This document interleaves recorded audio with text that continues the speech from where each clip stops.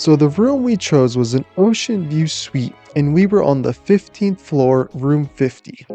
When you first walk in, you notice how clean it is, and one thing I appreciate is all the extra lighting.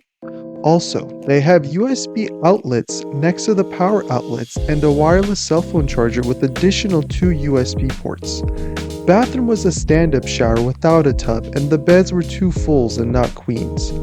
Your options for drinks in the fridge are 1 light beer and 1 regular beer, and a few different sodas and a couple waters. The coffee machine was on the older side too. Aside from those, you did get a balcony and 2 chairs to watch the sunrise and the sunset if you chose to pay extra for the ocean view side, which I do highly recommend.